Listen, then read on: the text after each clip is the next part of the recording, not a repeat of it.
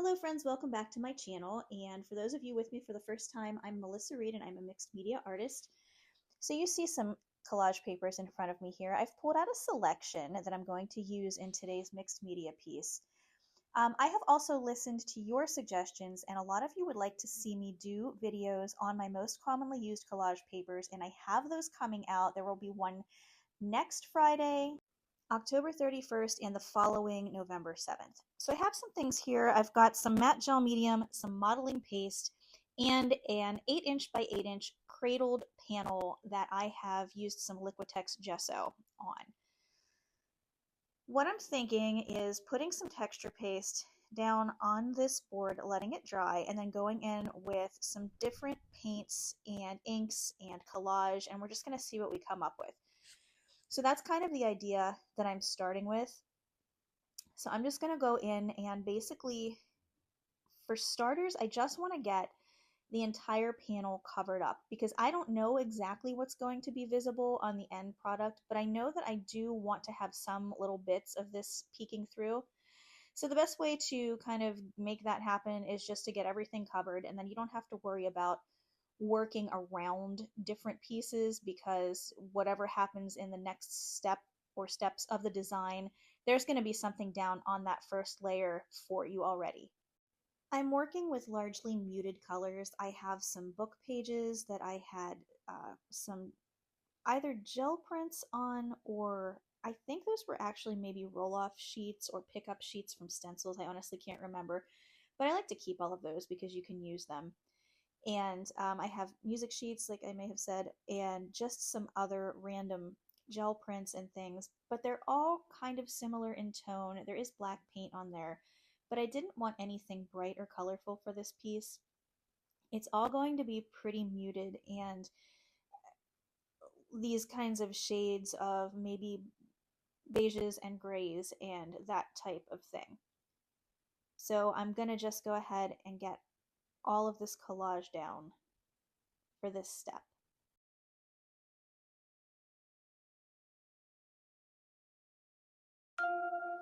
Once I get everything collaged down and I make sure it's all good and dry, which usually I'll leave it for at least an hour depending on how humid or the amount of moisture in the air. It's pretty dry here now, so that dried relatively quickly. That there that I have is just a piece of copper uh, on tissue paper. So what I did was I took my brayer and rolled it through some copper paint and rolled that onto the tissue paper.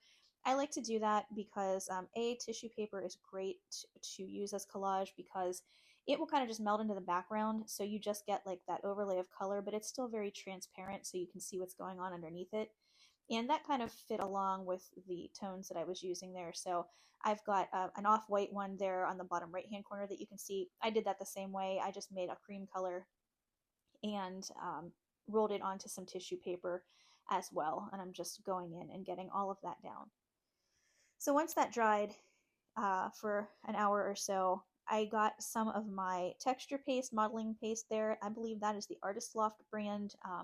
Liquitex and Golden, all the major companies make their own, and they all work basically the same.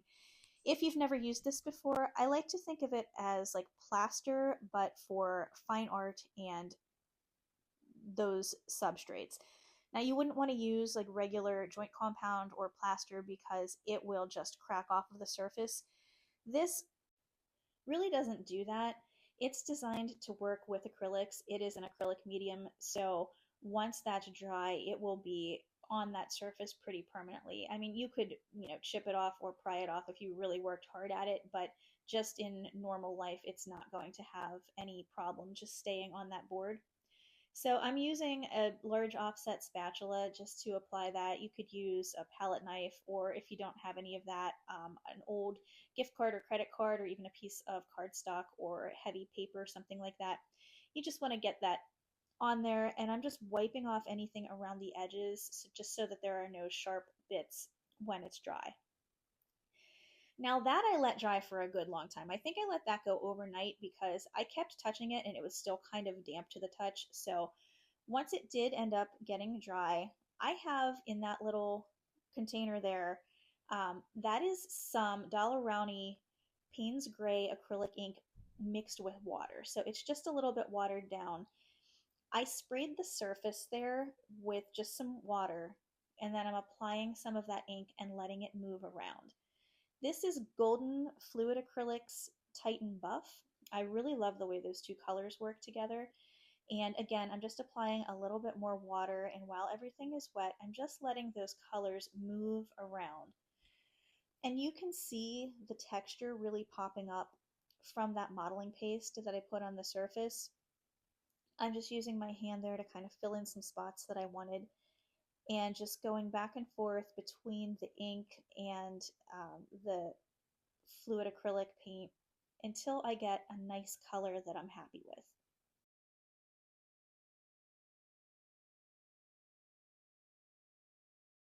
When you use the more liquid media, it really just has such a nice flow, and just simply tilting the surface that you're working on can get these really cool kind of effects there of, I don't typically love drips, but when you're working with these liquid and fluid acrylics on top of an already wet surface, it almost, it runs down, but it also softens as it runs, and it just makes this really beautiful background. And I like to start a lot of my mixed media pieces this way. If you've watched any of my other videos, this will look familiar to you, and I can link one at the end for you as well. Now I let that layer dry again as well, and I decided to add some more color to it. I'm going in with my color shaper and just kind of spreading that around. It's really just hitting the top of all those textures, and it's just creating another little visual texture there. I do end up going in here in a moment with some of the pure undiluted Payne's Gray ink. Incidentally, there's going to be a link to everything that I used in this video at the end in the description. So if you are interested in finding out anything about that, that's where you can do that. So that's where I went in with the undiluted, and you can definitely see a difference in the saturation there. Payne's Gray is one of my absolute favorite colors. It is just such a beautiful, like a steel blue gray color, and when you add the water to it, I don't know, it's just like an ethereal kind of feel is what I'm getting from it. And that's kind of what I was going for with this piece. So that worked out really well there. Just using a paper towel to clean up some spots that I didn't really like that much, and adding more water and continuing just to move the paint and ink around on the surface. Now, I did go in with a hairdryer, and I left this part in, as I will do when using more fluid media, because the design actually can happen with the hairdryer, with the movement of the air from the hairdryer. So I do like to leave that in. Typically when I'm doing jelly printing or anything, I edit that part out because it doesn't necessarily need to be there. It's just letting something dry. But because the paint is still moving with the heat of the dryer, I like to leave it in on these. So once that was all where I wanted it, I did touch it up a little bit more here and there, and then I went ahead and let that dry completely as well. Now you might remember I used that copper collage paper. This is the same copper paint. It's an Artist Loft professional grade copper. Unfortunately, they have discontinued this. I still have some left. I bought 2 tubes on clearance at Michael's a year or 2 ago.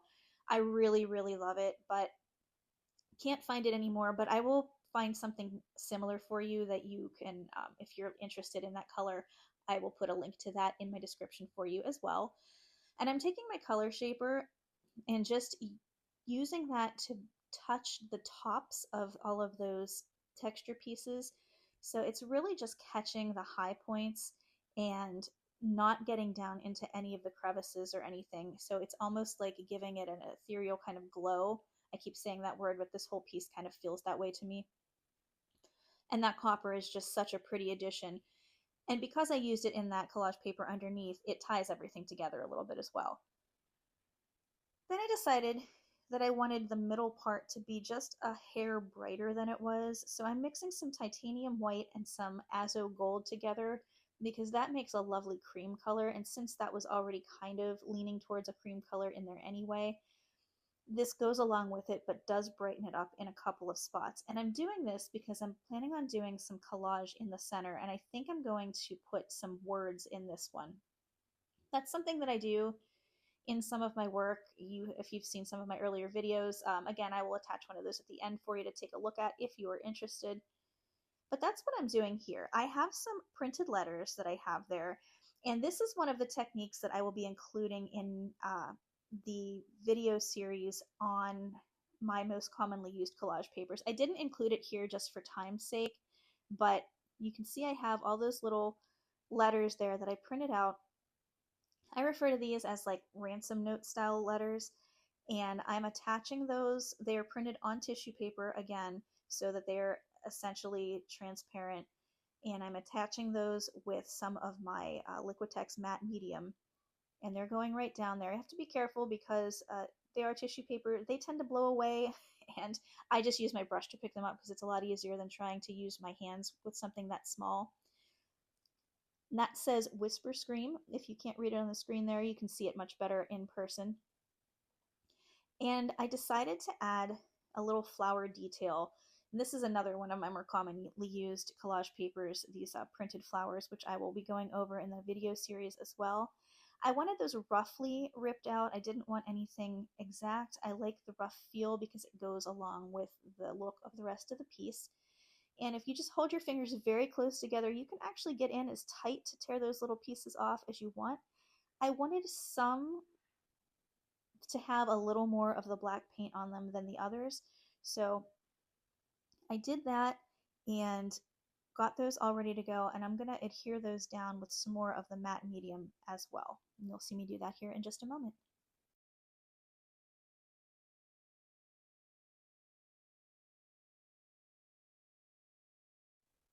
And once I got all of those guys glued down, the piece felt finished to me. When I'm working on one of my mixed media, I am an intuitive artist, so that means that each step informs me of the next, and the piece will tell me when it's finished. And this one looked finished to me, so I'm going to show you here in a moment what the finished piece looked like, and you can tell me what you think. Now, I will be finishing this with some Krylon triple thick acrylic spray, but here's what we ended up with, and I really love the way it turned out. It goes along with a lot of the other pieces that I have done, and it fits really nicely in that series. This piece will be up for sale on my Etsy shop, so I did want to mention that. I'm going to there will be a link to that in all of my other social media in the description for you as well. Speaking of that, I do want to give a shout out.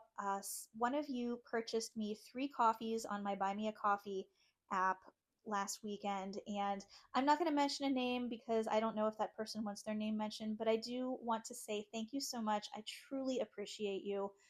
And I appreciate every one of you that likes and subscribes and watches and hypes and shares all of the YouTube things. It helps me out so much.